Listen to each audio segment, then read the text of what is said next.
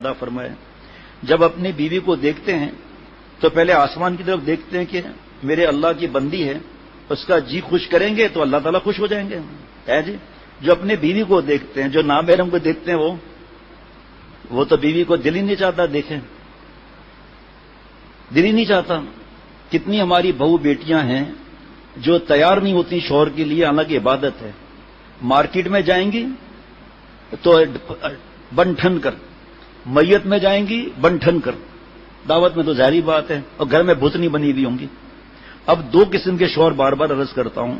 ایک نظر کی حفاظت کر کے گھر آیا, جب بیوی کا یہ حالت ہوگی, بدبو, پرفیوم نمبر 1 پیاس, پرفیوم نمبر 2 لشن, سسٹم صحیح ہے نا, لشن, اور پرفیوم نمبر 3 پسینہ, پرفیوم نمبر 4 دھواں.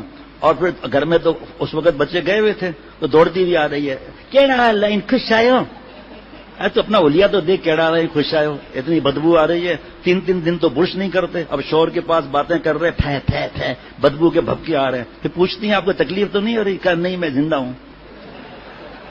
کمال ہے. اب بعض شوہر بھی ایسے ہی ہوتے ہیں. اب بیوی کے سامنے تو کوئی معاملہ تو ہے نہیں, اس کی زور سے ہوا کھل گئی بیوی کے سامنے. اب شرمندگی مٹانے کے لیے کہہ رہے کہ آپ کتنی بہنیں ہیں, کہ اس بدبو سے بچ گئی تو 4 ورنہ 3. بھائی تھوڑا صبر بھی کرنا چاہیے, جو اب اختیار میں نہیں ہے نا بھائی.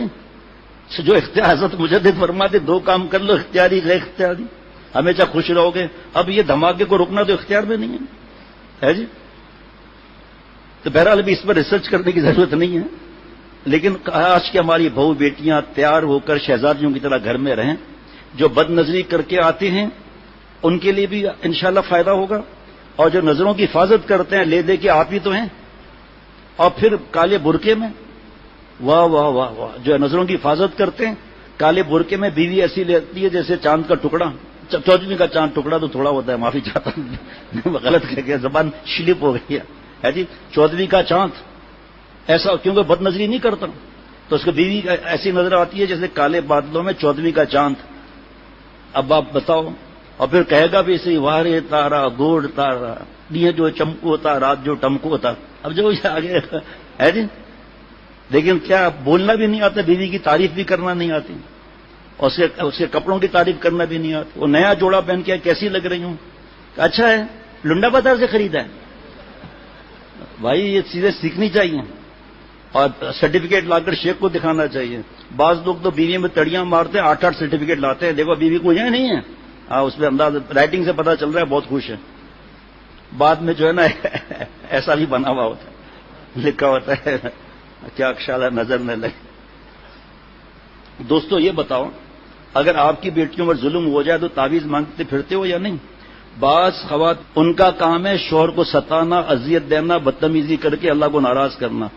20 یا 22 احادیث مبارکہ ہیں میری بہو بیٹیوں, 20 یا 22 احادیث مبارکہ ہیں شوہر کے بارے میں, میاں سے نباہ کرنے کا طریقہ, شوہر کے حقوق. ہر ایک ہمارے اندر یہ حق دے دو, حق دے دو, حق دے دو, اور تو خود تو حق دیں. مظاہر جدید جلد نمبر 4 ادب کے بیان میں لکھا ہے مرد وہ ہے جو اپنا حق چھوڑ دے, دوسروں کا ادا کرے. اگر یہ تیار ہو کے بیٹھنا ہے, غور سے سنیں ذرا میرے بھائی, عبرت کی بات ہے ہماری بہو بیٹیوں آپ کے لیے, کہ کوئی سہیلی گا رہی ہو تو بن ٹھن کے رہیں گی, اور شوہر کے لیے تیار نہیں, اور جان بوجھ کر ایسا پسینے سے شروبار جان بوجھ کر, اور پھر دین کی بات پر ہنسنا, مذاق اڑانا. اللہ تعالیٰ عقل پر پتھر ڈال دیتے ہیں, پھر عمل کرنے کا جذبہ ہونا چاہیے. کیا فرماتے ہیں حضرت والا, کہتے ہیں حضرت جی ذرا تعویذ دے دیں, لیکن ہماری بیویاں جو اللہ کی بندیاں ہیں ہم ان کو کس طرح رکھتے ہیں. ہمارے غصے سے ان کو تکلیف پہنچی یا کوئی صدمہ آ گیا, سائرات آنسو بہہ گئے, تو سوچو ہمارا کیا اثر ہوگا. ام سلمہ رضی اللہ عنہ نے آپ صلی اللہ علیہ وسلم سے پوچھا کہ جنت میں مسلمان بیویاں زیادہ حسین ہوں گی یا حوریں زیادہ حسین ہوں گی؟ جناب یہ آپ صلی اللہ علیہ وسلم نے فرمایا کہ حوروں سے زیادہ خوبصورت ہو جائیں گی. عمل کی برکت سے گھر میں جب شوہر کے پاس آئیں تو اللہ ان کی عبادت وغیرہ تفصیل کا موقع نہیں, تو اس کی وجہ سے اللہ اپنا نور کے چہرے پر ڈال دیں گے. سیدھے شوہر سے بھی, شوہر کو وہ بھی عورتیں حوروں سے زیادہ حسین ہوں گی. ہمارے ایک دوست نے اپنے بیوی سے دوسرے نکاح کی اجازت چاہی کہ مجھے دوسرے نکاح کی اجازت دے دو کیونکہ تم سے کوئی اولاد نہیں ہوئی, بیوی نے کہا اجازت ہے، مگر بیوی صاحبہ نے کہا کہ دوسری بیوی حسن میں مجھ سے کم تر ہو، شرط کے ساتھ اجازت دی۔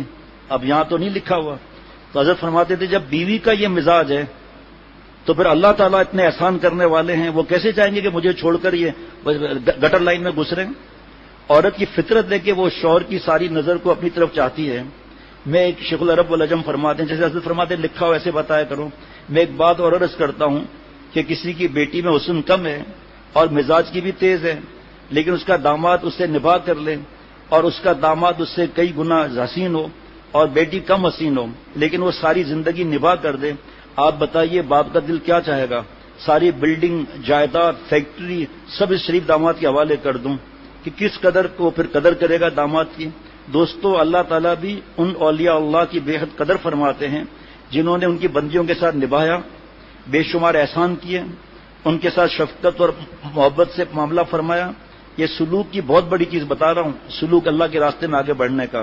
بعض لوگ باہر بہت ہنستے، بھائی یہ خاص مضمون ہے، بعض لوگ باہر بہت ہنستے ہیں لیکن جب گھر میں داخل ہوتے ہیں تو معلوم ہوتا ہے کہ ہنسی جانتے ہی نہیں، اور بابا با یزید بستامی کی طرح تصویر ہاتھ میں لیے ہوئے، آنکھیں بند کیے ہوئے چلے آ رہے ہیں، معلوم ہوتا ہے یہ آنکھیں کہیں کھولتے ہی نہیں، آنکھیں کہیں کھولتے ہی نہیں یہ آنکھیں۔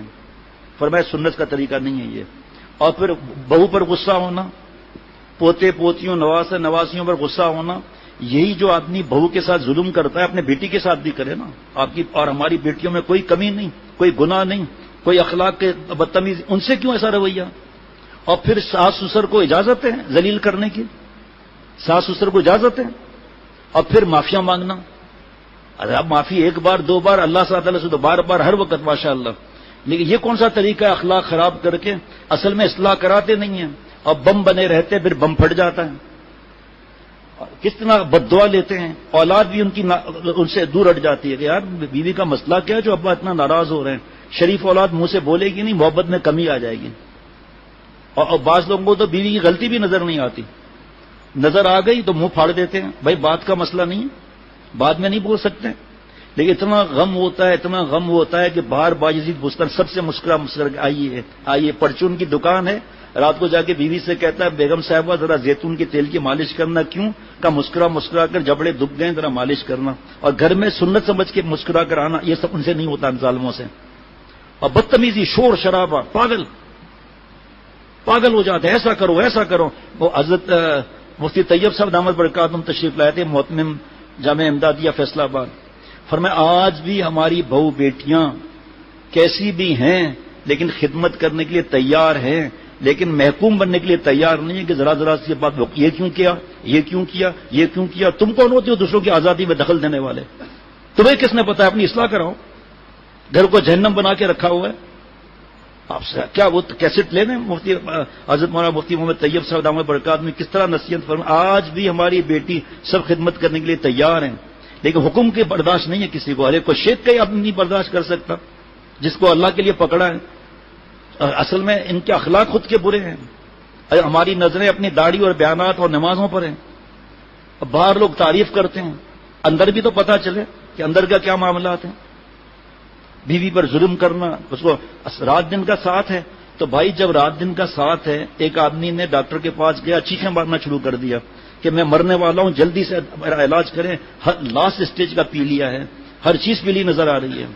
کیا چاچا پیلا چشمہ تو ہٹاؤ، چشمہ ہٹایا کہ پیلیا ختم ہو گیا؟ ہم نے بدگمانی اور گناہوں کا اور اعتراض کا اور ٹول لگانے کا بدگمانی کا چشمہ لگایا ہوا ہے، اور رات دن بیوی کے ساتھ ہے، تو ظاہری بات ہے اس کی غلطیاں تو نظر آئیں گی، اپنی نظر کیوں نہیں آتی؟ ایک شخص نے حضرت کو لکھا کہ آپ کی دعاؤں کی برکت سے، حیوز اور برکات کی برکت سے الحمدللہ میری یہ حالت ہو گئی ہے، جس کو دیکھتا ہوں پتہ چل جاتا ہے کون سے گناہ میں مبتلا ہے۔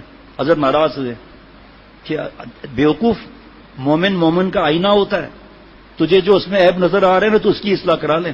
تو جناب یہ آنکھیں کھولتے ہی نہیں، بازے داخل ہوتے ہوئے مثل فرعون کی آنکھیں چڑھائے ہوئے، ذرا سننا، میں نے پہلی دفعہ سنا ہے یہ، دفتر کی لڑائیاں دھوبی سے تو نہیں جیتے، اب گھر پہنچ کر کمزور عورتوں سے لڑتے ہیں۔